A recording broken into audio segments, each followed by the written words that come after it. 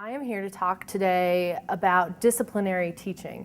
And this is a really interesting topic considering especially what I teach, which is hopefully writing across the curriculum. So not really disciplinary or specific to the English field. But this is a really interesting theory, and I think you'll probably find some things to love and hate about it, as my colleague Miles has. So the model or the theory that I'm going to be discussing today comes from a little book, and it really is pretty little, so if you have a chance to take a glance through it, it might be worth your time. And the book's called Decoding the Disciplines, Helping Students Learn Disciplinary Ways of Thinking, and it's by Middendorf and Pace, published in 2004. So I'll give you a little bit of a conceptual background for the theory, just so you kind of know where we're coming from. And the first thing to know is that the research, according to Pace and Middendorf, the research really shows that knowledge is disciplinary in nature. So we know things based on what we know them for. And so in the current university structure, efforts to help students learn at the levels of analysis, synthesis, and evaluation that may be impeded by a mismatch between the kinds of thinking actually required in specific classes. So we have a core curriculum, and we have students learning, fundamental skills, and then they go into their upper level courses, and they don't actually know the ways of thinking that they're required to do in those courses, which presents a bit of a problem, as you can imagine. And so for Middendorf and Pace, it means that the generic approach to college-level thinking does a disservice to students who really need to be learning ways of thinking that are specific to the disciplines they will study. And so only by doing that do students achieve higher order thinking. So before we go on, then I want to give you some definitions also of some of the main terms that we're talking about from this theory. The first one, disciplinary teaching, and that's the idea that we shape instruction to match the specific conditions of each academic field, right? So we teach a certain way for English, we teach a certain way for math, and even more specific, maybe physics, and then aerophysics, and then, so we narrow it down by discipline, and that we teach specific to disciplines, especially in higher level courses.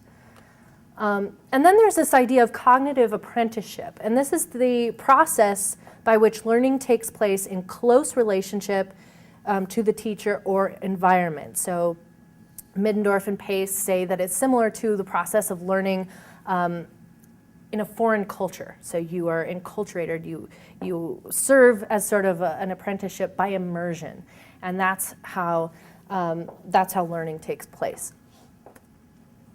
And then they will talk about this disciplinary nature of learning, and so this is the idea that the action and internalization of learning happens through different processes depending on the discipline. And so disciplinary learning is a very specific kind of learning. And so this is really important to Middendorf and Pace as they lay out their theory.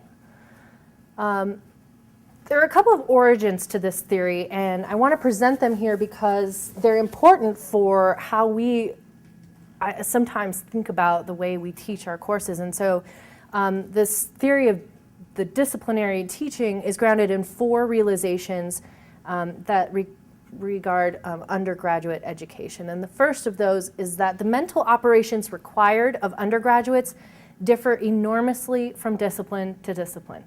So they're doing a lot of different kinds of mental work depending on their major or their area of interest. The second key realization is that these ways of thinking are rarely presented to students explicitly. So we very rarely say, look, if you're going into mathematics, you're going to be thinking and learning in this kind of way. And that's opposed to the way that you might be learning and thinking in English. Okay, so we rarely ever tell students that straight up. The third realization is that students generally lack an opportunity to practice and receive feedback on particular skills. So they get put into a certain area or through a core requirement, or they choose a certain discipline, but then once they're in it, and they got to learn how to work in that discourse without having a real way to practice and figure out what are the best ways to approach that kind of learning or that discipline. And so there's a lot of high stakes activity for students once they get into their major or into their area or even into a certain class, but not a lot of low stakes practice. And then the fourth realization is that there's rarely a systematic assessment of the extent to which students have mastered each of the ways of thinking that are essential to particular disciplines. So there's not really a way to say, you're in this discipline, have you mastered this kind of thinking? And how do we go about figuring that out? And so these are kind of the four main things that got Middendorf and Pace thinking about this disciplinary thinking and learning.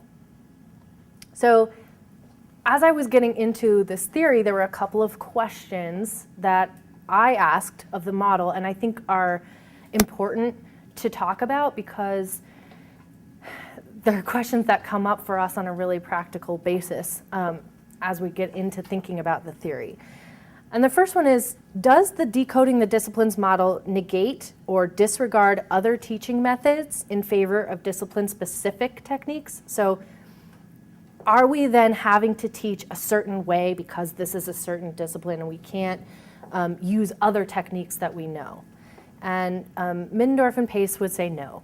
The structure within which the authors, Middendorf and Pace, have worked has in fact made it easier to make effective use of such methods as active, collaborative, inquiry-based instruction.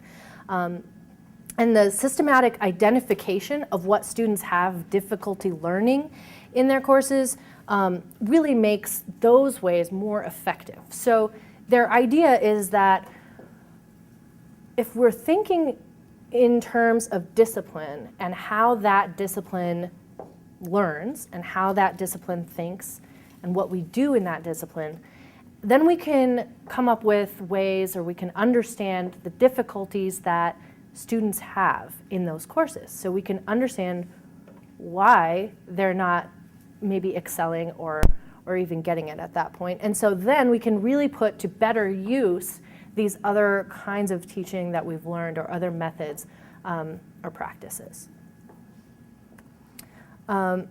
And so it confirms a variety of methods and makes designing their use even more intentional and effective. And then I had this question. Doesn't this discipline-centered model encourage the negative silo effect already ingrained in the university? And isn't discipline-focused practice something we're trying to avoid? So there's sort of this debate, especially when we think about the university being siloed, right? And this idea that once we get into our majors or once students get there, that's the discourse we learn and that's the discourse we know, right? So we don't work across the disciplines very much once we become more specialized, and that's just sort of a fact of things happening. When you get good at something, when you start to become professional at it, you become specialized, right? Well, students are doing this too. But there's also a negative part to that, which is that if students are siloed maybe too early, or if they're siloed at all, that it really can hinder their learning and ability to think critically and relatively. And so that can be a negative effect. And so this idea, disciplinary thinking and learning, would tend to, or would seem to, encourage that siloing effect, which is not necessarily a positive thing. And so Middendorf and Pace give an answer to this question, and whether you believe it or buy it, I think that's something further to be discussed about this disciplinary model. But their answer is, yes, we're trying to avoid siloing, and no, Decoding the Disciplines does not encourage the silo. They say actually the efforts of the authors through the practice of the interdisciplinary faculty learning community, which I will explain in a second, requires more intentional outreach across the curriculum than is currently practiced. So giving students explicit metacognitive strategies for their disciplines provides them with a rhetorical view of learning, which thereby enhances their learning in other areas. So I'll put that in layman's terms.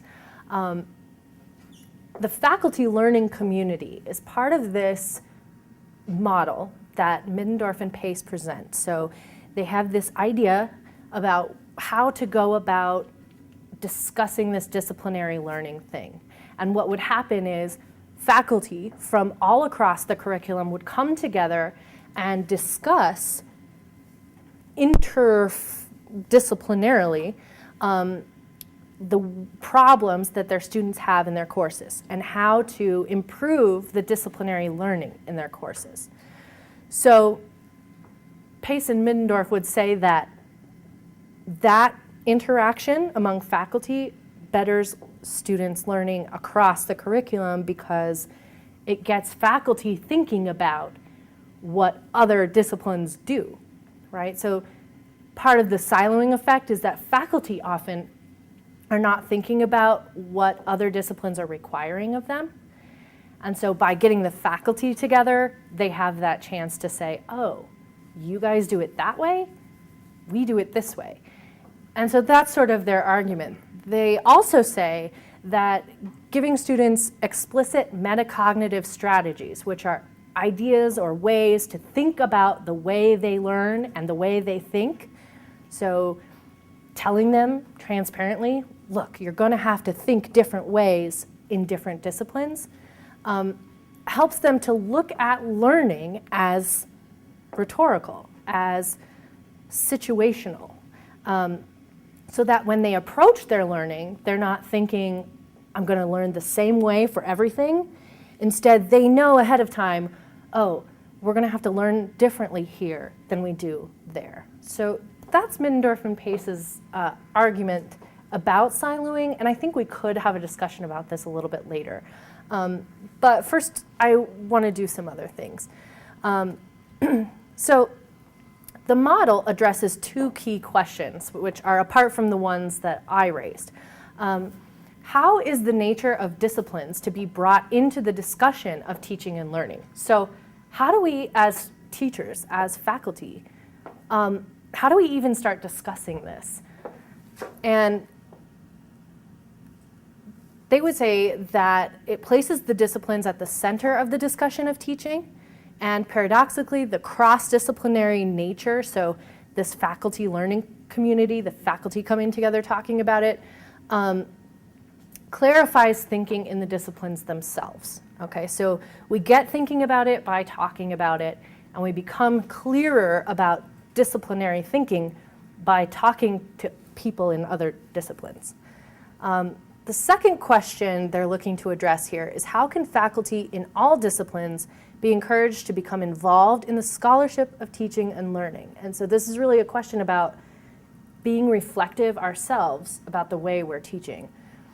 And their idea is that their model of disciplinary learning focuses faculty's attention on crucial difficulties students have in learning their disciplines, gives them a framework within which to respond to these challenges, and provides them with models with which to assess evidence of student learning. So it's claiming to do these three things.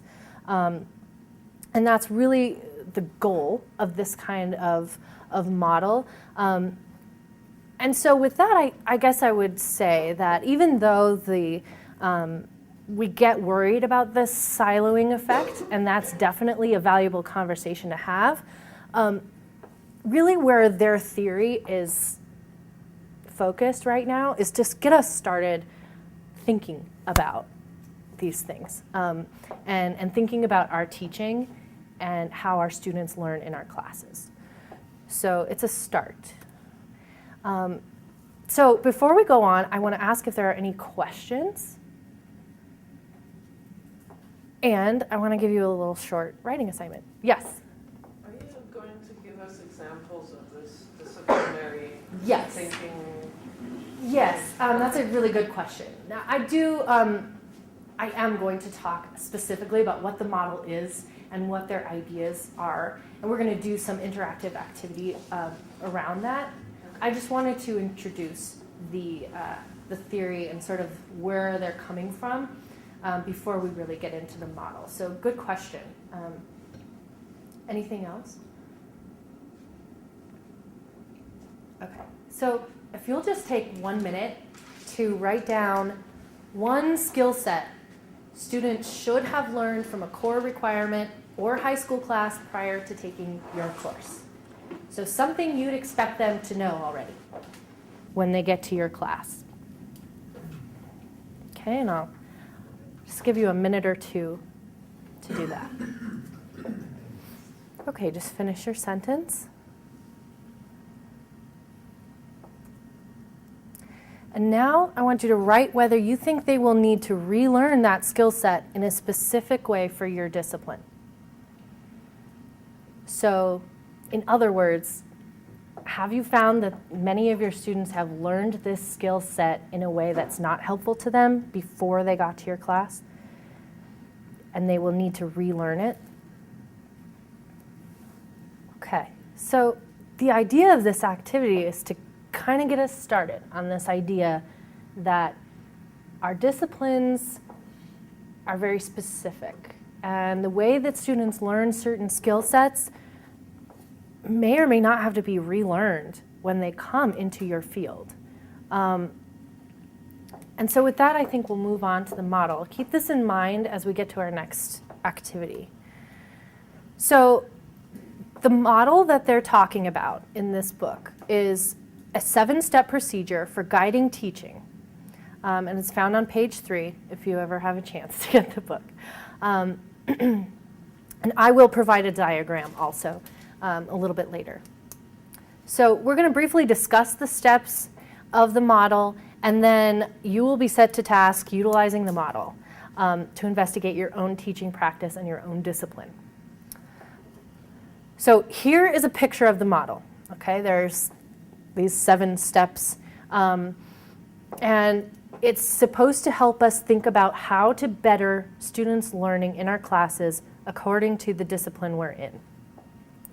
So step 1 is thinking about bottlenecks to learning in the class.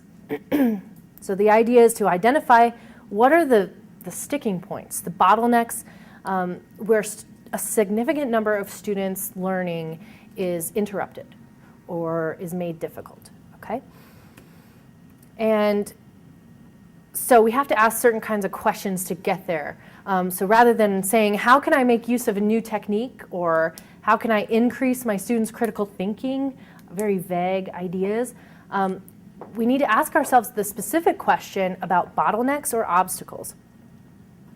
And it gets us thinking about what is truly crucial for students to learn in the course, right? So we have a tendency to say, well, everything they learn in the course is important. Yes, it is. But our way of thinking, I think, is better served, or students' learning is really better served by asking ourselves to identify the most crucial parts and where students are having trouble with those.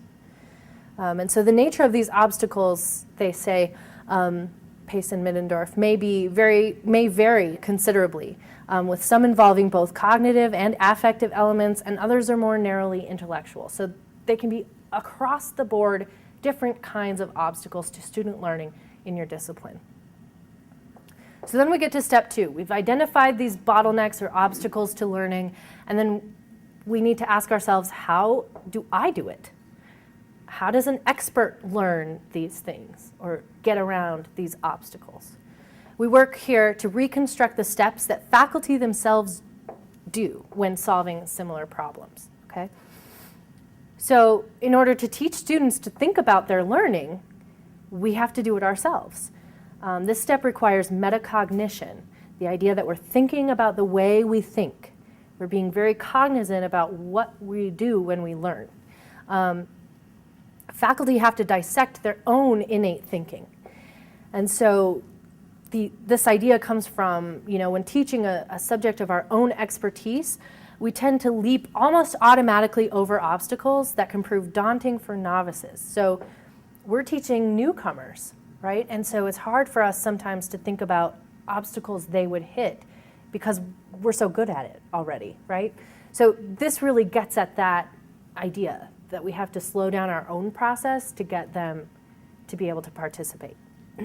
So what happens is that the fellows from different disciplines work together so they will be less likely to skip over steps that are intuitively obvious. So in the model, a person from chemistry works with a faculty from English, and they go over these bottlenecks and the steps an expert would take. And that way, because they are different disciplines talking to each other about the bottleneck or obstacle, then they're better able to say, wait, how did you get there? You missed a step. And so the way we think about doing this is really an interdisciplinary way for M&P. So we have to avoid getting sidetracked also in this part. We have to remember to remain focused on what the expert does and not on the content of the lesson or the steps that might be taken to teach students the skill. So using the model, we think really only about how an expert does it. How does an expert get across this bridge? How does an expert learn this skill? And we don't think about how we would otherwise teach students to do it. So then we get to step 3. How can these tasks be explicitly modeled? Okay, I know what the bottleneck is, and I know how an expert does it step by step. Now, how do I show this to my students? The idea is to demonstrate to students the steps that come naturally to the expert by setting priorities to determine which operations are most essential and thus most important to the model. Okay?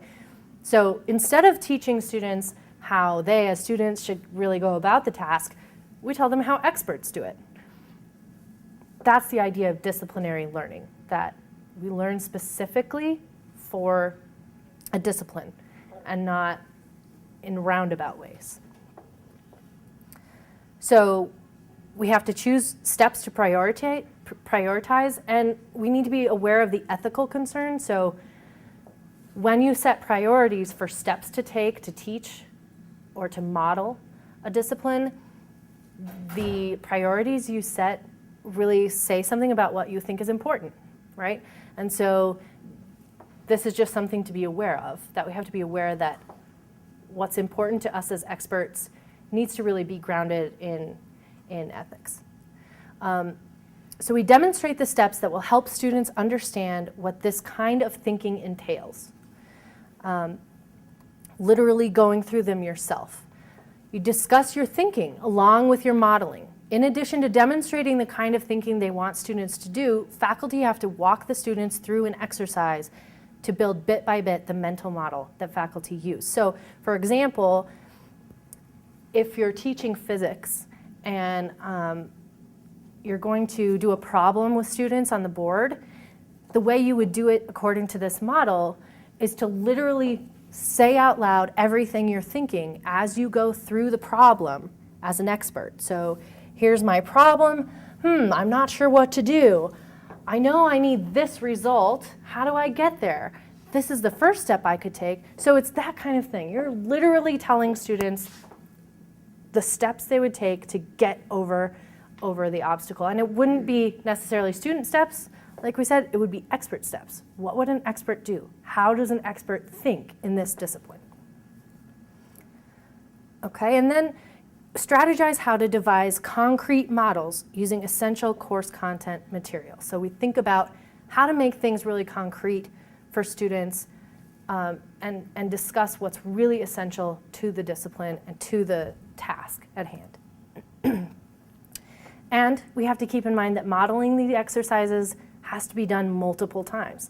Students, like I said, they're newcomers, right? And so we're teaching them how to be in this discipline, whichever one you may be in. and they've never experienced it, right? So they need practice, low stakes practice. And so a way to get them into that practice is to model multiple times. Okay, step 4. How will students practice these skills and get feedback? Have students practice the task and gauge the proficiency of their attempts, right? So this is different from modeling, because when you model, you're doing it in front of them, for them, right? Showing. When they practice, they're doing it, and then you're assessing their success. So Middendorf and Pace say learning to think and work within the culture of a particular discipline is more complex than generally appears to be the case to professionals in the field. So our newcomers, right, to them it's overwhelming. They may not know what are the options they can take at this obstacle. How would an expert do it? So getting them to think disciplinarily involves this practice because it's so complex. Low stakes opportunities are key to students' disciplinary learning. So making it a safe environment for them to practice the skill is really crucial. If they don't have a low stakes opportunity, then everything is pressure, right? Really doesn't serve their learning of that discipline as much as low stakes practice does. And so, like I said, note this step is different from step 3 in that teachers modeling is not the same as students actually practicing the technique. And so to this end, Middendorf and Pace encourage the use of teaching methods that we have probably already learned. The process of defining and subdividing the operations of teaching in the course makes the applications of the strategies even more effective. So the things you've learned about teaching can be put to better use if you know what the bottlenecks are, right, and how experts go about them. Okay, step 5. So how do you get students to actually do it? What motivates students? If the students are not drawn actively into the modeling and practice and feedback phases of the process, real learning is unlikely to occur, right? So they don't actually do it or practice it. We have a hard time getting over the bottleneck. So there is a text written by Mikichi. I'm sorry I don't have it with me. And it's called Teaching Tips. And it was published in 2011. There are many, many tips and strategies there, which are really helpful, especially in this model of decoding the disciplines. So if you're looking for a resource with really practical tips, things you can implement right now into your class, it's a really good text. And the title, again, is Teaching Tips, and Mikichi is the writer. So one particularly important motivator for disciplinary teaching is that of fairness, right? Students often respond positively to instructors who are clearly dedicated to creating a level playing field, because disciplinary learning is often offset by students who have been pre-educated in the discipline. So what I mean, or what they mean by that, is that often if you're a newcomer to a discipline, you may feel like things are unfair if some of your classmates are not as new, if they've already taken a course in this or a prerequisite, and maybe this is your first time taking a course in history or math or whatever. And so that initial feeling of unfairness can be exacerbated by teachers' unfairness, by not giving that good feedback and practice, right? So it's really important to stay fair when you want to motivate the students to work in the discipline. And then high expectations are also essential. So though the approach may be different from other courses, students should be expected to cover the same intellectual distance, and rewards should be genuine and well-deserved. So you're asking students to practice, right? And you're giving them those low-stakes opportunities to practice the skills of the discipline, but your expectations also need to be high in order to motivate them to cover that intellectual distance. Okay, step 6. We're almost done. How well are students mastering these learning tasks, right? So this is the assessment part, using assessment tools to gauge student learning. because instructors have already broken bottlenecks down, right, that was the first step, it's much easier to determine whether students have mastered them. So this method really serves itself. The teacher who knows what the bottlenecks are in their discipline also knows how to assess the student's success in them. So another text that might be helpful and that Middendorf and Pace reference is Angelo and Cross's classroom assessment techniques. And there's also another text by Hubba and Freed, published in 2000, that are useful for this step. So they list a lot of assessment techniques or ways to assess whether students are succeeding at the certain bottlenecks that you've identified. And so you should tailor them specifically to the desired outcomes that you have. And in this case, they will assess the bottlenecks determined earlier, that, you know, the ones you've thought of. So an example of a classroom assessment technique would be like the muddiest point assignment. So at the end of the lecture for the day, you would have students write on a note card, what is the muddiest point from this class, from this particular day? What was the thing that was the most unclear? And then right there you have an immediate assessment of what worked and what didn't work. And you can ask them specifically about the bottleneck, right? So we've been working on this skill or strategy today. What did you feel did not work, or what was confusing? So that would be an example of assessment. It's not giving the students a grade, right? It's saying, how can we learn this better, or which part of it felt confusing? And so that's the goal. That's produces better learning, right? We're able to give them that. So Middendorf and Pace would assert that the assessments that emerge from the model, this 7-step model, are also more useful because they measure very specific operations within the practice exercise designed by the teacher. So when you've broken down your teaching based on this model, you can say, okay, well, what are the specific operations that worked or didn't work, or were confusing, or that students are having trouble with? It really makes the assessment part easier for you. Helps you know exactly what to address. Okay, final step 7.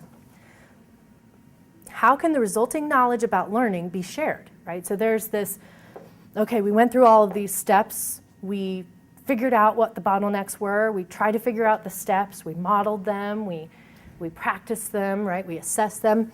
But what do we do with all this knowledge, right? What do we do with what we've learned about our discipline and what the effective ways of teaching are? And so this step is really focused on how faculty share the information they learn through going about the model.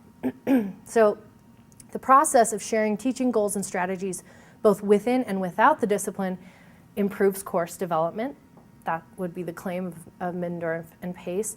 And also sharing disciplinary teaching models encourages the deconstruction of the silo effect. So when teachers are sharing interdisciplinarily, say in a faculty learning context, then that, for Middendorf and Pace, decreases the silo effect. There's some, I think, measure of that is a little difficult in that it really helps teachers know how to decrease that silo effect, and it helps teachers and faculty, but we have to remember to make it really explicit to students in order to decrease that silo effect for them. And of course that's not easy or simple. And it's something to think about for this model. Okay, so now we're to the task. So this is the first 2 steps of the model. And you know, when I was doing this for my own class, it was a long process. So it's really, I think we wouldn't get through the whole model if we tried. So I want us to really focus on the first 2 steps to get us thinking about using disciplinary teaching model in our class. In our own classes. So reference this diagram. and complete the following task. I want you to use, and we're going to use more than 10 minutes. We're going to use enough time to assess your own discipline, so the one you're teaching, and work independently to assess the bottlenecks. So these directions are a little complicated. I think what I'd rather have you do, this, other than that, is to assess the bottleneck that you think is the biggest obstacle in your course. So think about what students have the most trouble learning in your course, or what is the biggest obstacle to their learning based on your discipline. And then start thinking about how an expert does those things. How does an expert get around this obstacle? And then we'll start talking about it in pairs to try to work through this idea of the faculty learning model. Okay, are there any questions? Okay. Feel free to ask if you do have any.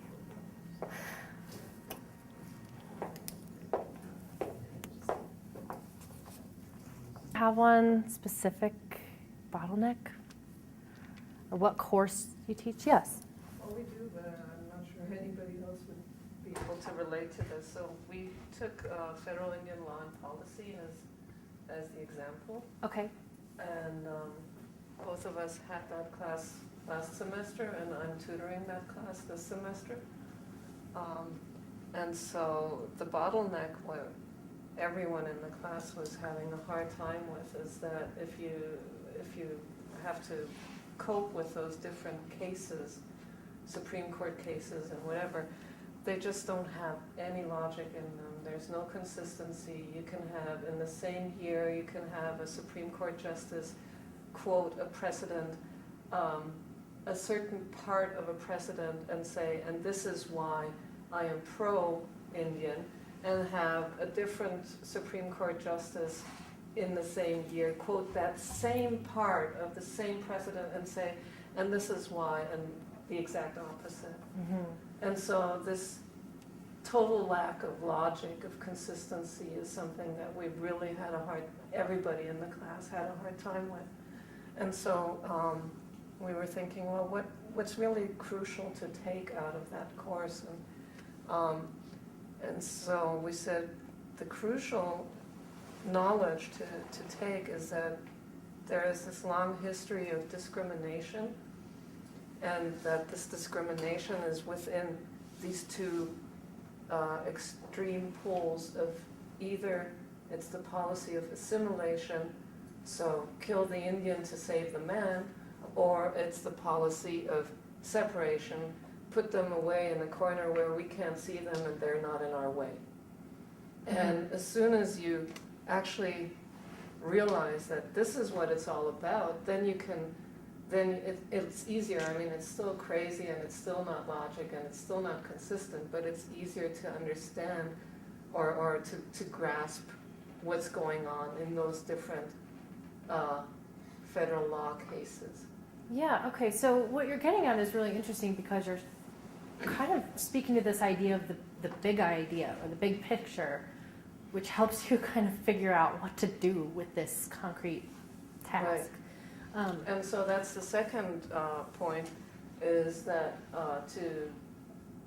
what the expert would do, or what I also partially did in the tutoring, is, well, I forgot to give the 2 polls. I'm going to do that right next time I tutor. So to first give that big framework and say, okay, whatever case you come across, just try to figure out, is it the assimilation or is it the separation? Mm. Have those 2 extreme positions, and then find out where is the case that you're working on. And the second thing would be to give them the tool of, in our case, the case briefs. And with that tool of the case brief, where you learn to look at this sometimes it's a half a novel what those justices write down, and to take that apart and say, okay, so what's the legal question? What's the history of the case? So what's the opinion of the court, and how do they argument that opinion? Mm-hmm. And with that tool of the case brief, you can get a handle on that single case that you're working on. Nice. That's a really good example of kind of breaking down, okay, what's the big idea here? How do we get students thinking about the big idea when they're looking at concrete tasks? And then what kind of resources can we give them? And I wonder, how you would go about modeling this breaking down of the case brief so that students can practice doing that. Because I think you have the idea of practice in there, right? They're breaking these things down, looking for these things. But I wonder how you would model that for them. And you don't have to answer that, but that's just a question to kind of move forward with that. Really good example. Interesting. Anybody else have a bottleneck? It doesn't have to be fully thought out, but Yeah. Okay. We teach the same class, writing 101, and you get a lot of you assign a paper, and the question will be your responsibility. How do I write 5 pages about that? Or what am I supposed to write about? And really, what this is getting at in terms of bottleneck is helping students understand that writing isn't filling a certain number of pages, but accomplishing like an answer to a question. And so my process on that is it starts up with like sitting down with the material, whatever the material is, like whatever you've got. Studies, notes, books, whatever you happen to be working with, and relating that to my own personal thinking, my own personal experiences, and trying to come up with a question or a series of questions. So these are your expert steps. Right. Okay. Yeah. And so once I've got these questions or a set of questions, I have to see if I have a reasonable possible answer to any of those questions. And if I don't, then I have to start over. If I do have a reasonable answer, then before I can actually come up with an idea or a topic, I have to sketch out at least a basic outline of an argument to see if 1, it's sufficiently interesting for me to actually follow through and write a whole paper about. 2, it's within the scope of the project that I'm trying to work on. And 3, I think I have enough evidence to support my idea. If I have all of those things, then I've succeeded. If I don't, then I have to go back to step 2. Okay, cool. So we have some expert steps, some ideas of how somebody actually sits down to write a paper. And this is interesting because I'm a writing teacher too. But I think something that Miles is saying without really saying it is that he's explaining to students the expert way of thinking about writing, right? Which is not that I sit at my computer and just, God, I hope this is over soon. But rather, I sit down and think about how and whether my thinking is filling and whether I have the process and I have the steps. And so that writing is a thinking process idea rather than writing is a painful, torturous, awful thing idea. Maybe the thinking process is painful and torturous, but it gets you somewhere, right? And so the idea I think that he's modeling also by sharing these expert steps is a way of thinking about writing, which is really what we're getting at with this disciplinary teaching, a way of thinking about whatever you're doing in your discipline, which is something you guys modeled as well. And so I think it's also interesting to think about how some of these steps sort of overlap, even though I think Middendorf and Pace didn't necessarily intend it that way or would rather have you separate them. I think it's useful for us to think about how our thinking as experts models for students how to think as an expert. And that's a really important point, I think, getting them to think metacognitively about that. Anyone else have? I said a comment about Sure. Miles said, like, that was literally the list of steps that I wrote down for what I wanted to model my kids. I mean, verbatim. You put it in the loop, and I hadn't put that in yet because I was at the end of my thought, but it's literally the same set of steps. Interesting. Exactly. And what's your field? Well, this one I was thinking about a class I'd like to offer. Okay. Experimental taphonomy. Totally different. Yeah. Experimental what? Taphonomy. It's how things fossilize. Okay. That was my reaction. I didn't understand. Yeah, interesting. So, and that kind of, I don't know, has something to say about this whole siloing idea, and that sometimes the steps for different disciplines do work out to be similar or the same. And so maybe in their practice, they're not necessarily the same. Yeah. But in theory, we're trying to get students to think a certain way about their learning, right? And so I think it's interesting, that point you bring up. Well, the nonlinearity. Yeah, You know, it's not just like, oh, I'm sure when my teacher sits down and do this, it just happens. Or when my professor sits down, they just do that. They just yeah. come up with it. And They go from point A to point B. Yeah, far messier than that. right, right. Anybody else have an obstacle they want to share, or maybe one they haven't quite figured out the expert steps? We teach college algebra, so we set math word problems. Nice. And yeah, I mean, very similar to what you said. Sort of this cyclic. The biggest thing we said was go back and when we used to get stuck with a problem, you know, we go back and read our textbook in the previous section or chapter and see, did I come across something that'll at least get me started on this problem? You know, because we find students, when we work a problem, then they can do that same exact problem with different numbers all day long. But throw something just a little bit different at them, and they just freak out. Gotcha. So, but yeah, it's pretty on with. Well, that's, you know, modeling thinking there. Right. As opposed to like repetition. Is Exactly. exactly what you guys, I think, are They- getting at. Yeah. Requires some thought. Yeah. Learning requires thought. Sorry, you're gonna. I honestly, Yeah, that's right. novel as a student. Yes. No, Yes. I'm sure we all see that. Well, when I think about this, I can only imagine what my students would be like if they got that sort of thinking process in a lit class or comp class or math class, and then they got my classroom. Like, that would cut, 2 weeks out of what I have to take training.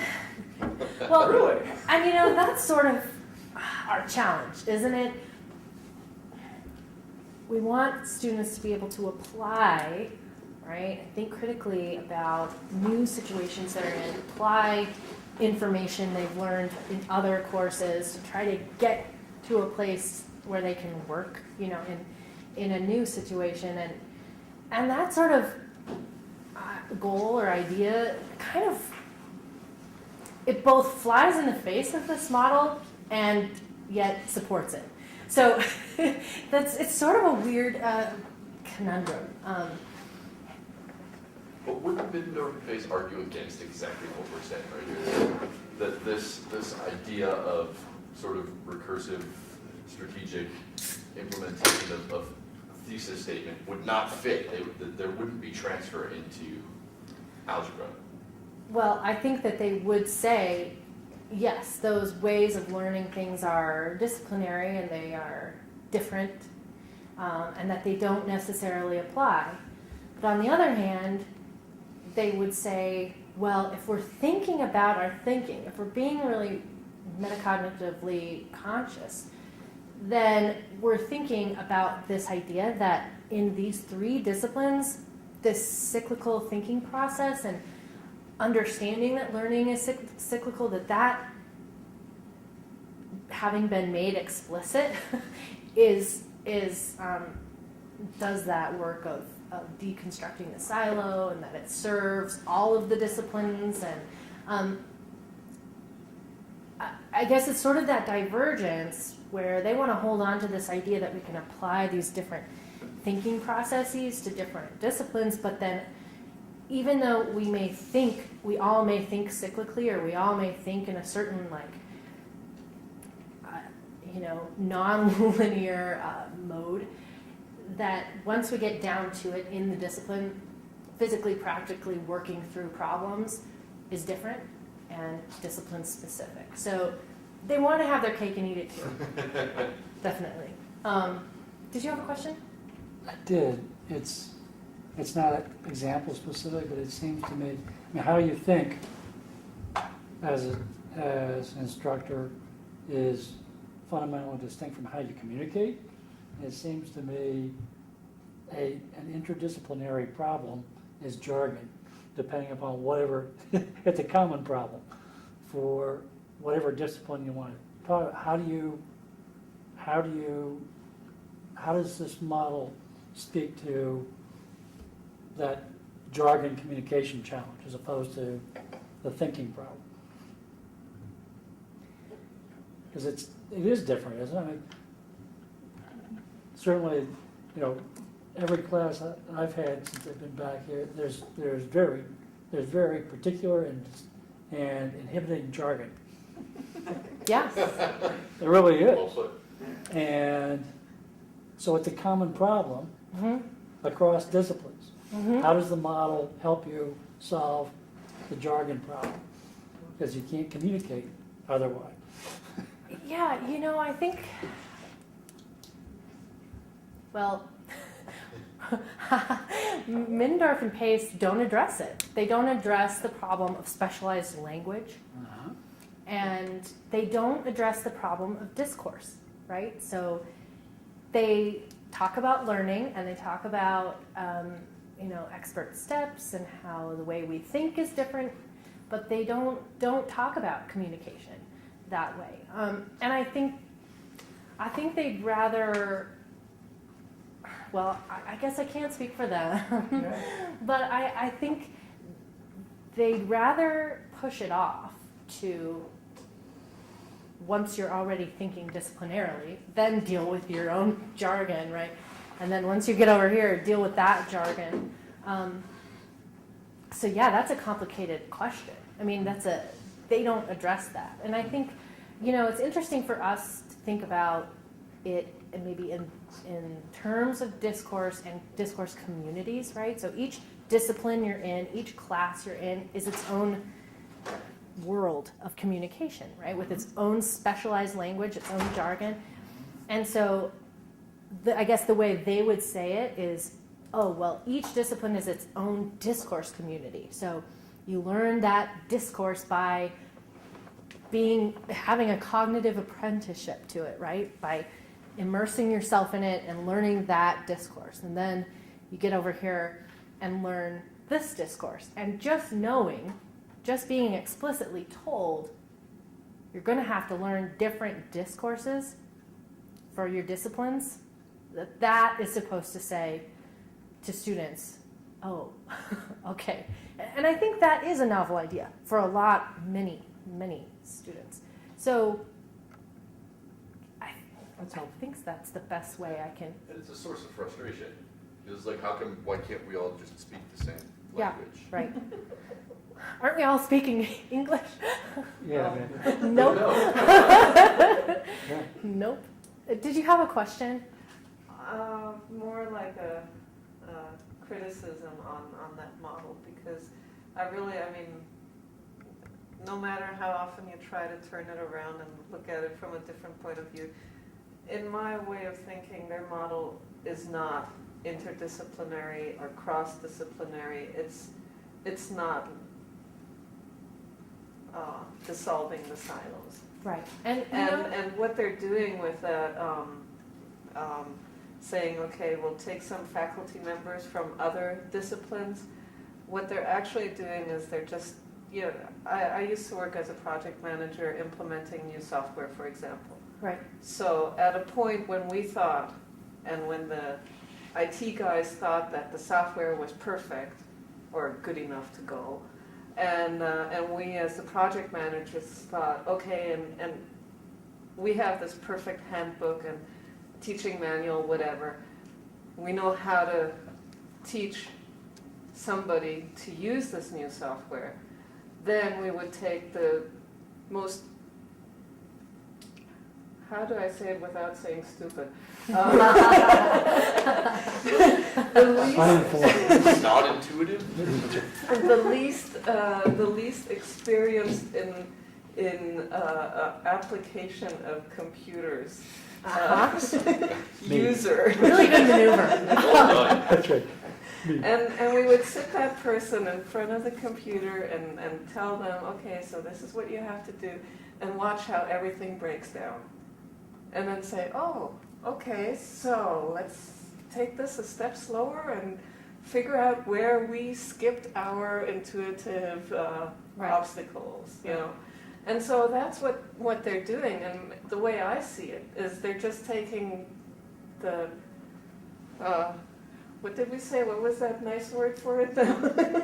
The least experienced person in their field, in their discipline, and how else would you do that? As a fossil guy, you take some crazy bookworm, you know, and you tell the crazy bookworm, okay, now here I'm going to teach you something about fossils, and watch if it works or doesn't work. And if it doesn't work, you know, okay, I skipped some steps. Right. So I think you bring up a totally valid point that their model really, and we were sort of talking about this earlier, it really helps faculty to think about their discipline, and it aims to help faculty think about their teaching, right? Think about these bottlenecks and the steps and what was not intuitive and stuff. So that is good about it, I think. Right. But I think you're right. It doesn't really address this issue of siloing. It doesn't really help that issue. At best, it doesn't help it. At worst, it makes it worse. So I think you're totally right. And I think, you know, part of moving forward with what we've learned tonight is just being able to think about our disciplines as disciplines, right? As not the way to learn, but as a way students learn, right? And so that, I think, is one of the most productive things we can do with this.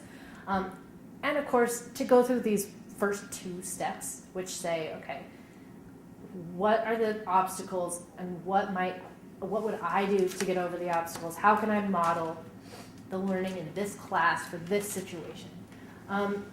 And how can I get students to think about their thinking, to be metacognitive? I think those are all positive steps, but I think you're right. As Miles and I have talked about many times, if we were to truly go full bore with this, you know, experiment, we'd end up totally undermining the whole university system, right? What would happen to core classes? Well, they'd go down the drain. So I think, you know, it's a good thing to take with take it for what you can do productively with it.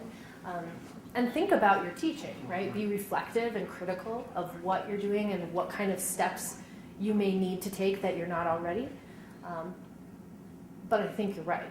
I mean, there's certainly issues with the overall idea. There was something that struck me when you first explained the concept Mhm. that I've been kind of bothered in earth sciences. I mean, we're retrodictive science, so we're the exact opposite of physics and chemistry. They predict things and then check it, right?